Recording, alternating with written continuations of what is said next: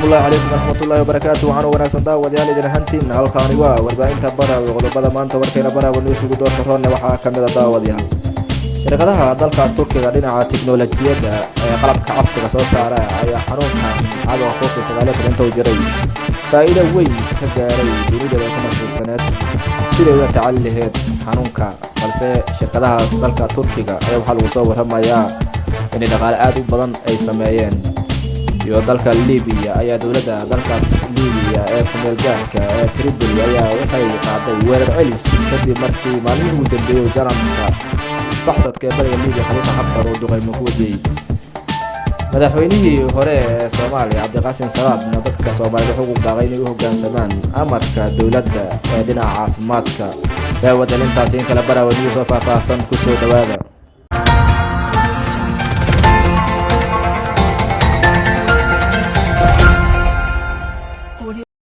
waa maalin Isniin ah taariikhdu ay ku beegan tahay 11 bisha May 2020 aan ku bilawnay daawadayaal shirkadaha dalkaas Turkiga ee dhinaca tiknoolajiyada ku hormaray ayaa maalmihii ugu dambeeyay ku howlan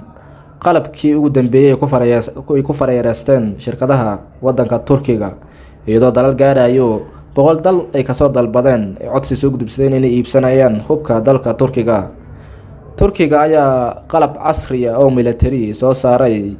iyadoo maalmihii ugu dambeeyay dalka Turkiga oo dalal badan oo dunida kamid ah oo gaarsiiyay qalabka caafimaadka ee xaaladda degdega iyo dhaqaatiirtu ay uga gaashaantaan xanuunada faafa ee COVID-19 iyadoo Turkiga hadda lagu soo waramayo inuu guulo aad weyn oo ka gaaray tiknoolajiyada dhinaca militariga iyo dhinaca caafimaadka dhinacyo badan lagu soo waramayo inuu Turkigu oo hadda guul oo ka gaaray iyadoo shirkadda asalsan ee dalkaas Turkiga ay soo saartay gaadiidkii ebed ugu awoodda badnaay gaadiidkaas oo gaariga xabadu garin balse kuna xiran yihiin kaamirooyinka waxbasaasa gaarigaas oo idoo qof wadin ka dagaalami kara dhufeesyada hore ogaana kara ciidamada ka soo horjeeda ee dhufeeska kula sugan asoo kaamirooyinkiisa casriga oo isticmaalaya gaarigaas ayaa waxaa lagu soo waramayaa inuu noqday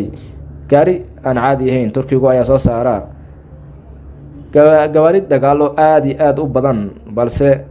gaarigan hadda la sheegayo ayay shirkadda asalsan ay soo saartay ayaa mid ka cajabiyay noqday dunida iyadoo hadda dunidu ku mashquulsan tahay la dagaalanka caabuqa COVID-19 faafaha daran ee dunida faraha bahan ku haya goorsii horeysa safaradda dalka Turkiga dalka Liibiya ku taalo ayaa waxa duqeeyay Khalifa Haftar balse wasaaradda arrimaha dibadda dalka Turkiga qaraar ka soo baxay waxa lagu sheegay inuu Khalifa Haftar wixii hadda ka dambeeya oo bartilmaameed u noqon doono dalka Turkiga lagana yaabo inay tilaabo cad ay ka qaadaan iyagoo uga digay dalalka taageera dambiile Khalifa Haftar sida wasaaradda arrimaha dibadda dalka Turkiga bayaanka ka soo baxay sheegeen in la xisaabtami doono dalalka taageera dambiilaha Khalifa Haftar iyadoo sheegay inay dalalkaasna ay la xisaabtami doono dalka Turkiga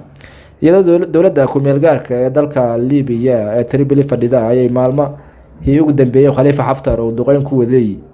iyadoo goor sii horeyso xalay duulaan mir ay ku qaadeen fadhiisimo iyo meelo badan oo Khaliifku ka soo duuli jiray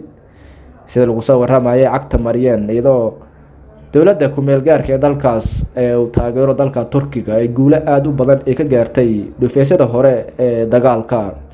Khalifa Haftar ayaa muujinaya inuu weli jiro awoodiisa iyadoo dagaalo isdaba jooga oo ku haya dawladda dalkaas Liibiya ee caalamku aqoonsan yahay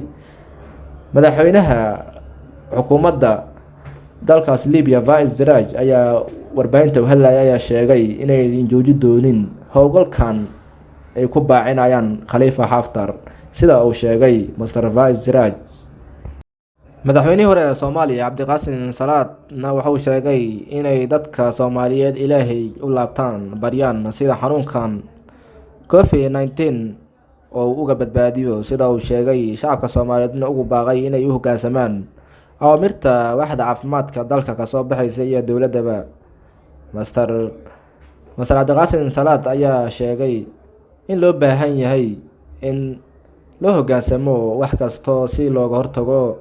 faafitaanka cudurkan dilaaga ee COVID-19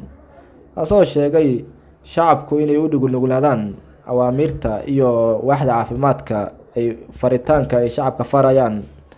in xanuunkan si loo xakameyn lahaa falkana la sameeyo sida uu sheegay madaxweynaha hore ee Soomaaliya. daawadayaal warkeena caalamka Barawa News intaas ayuu ku egyahay dhinaca farsamada waxaa noo fadhiya Engineer Saki anigu Cabdiraxmaan warkeena la soo siinayay faafinta warka waa xageena sidaas iyo nabadiino daawadayaal.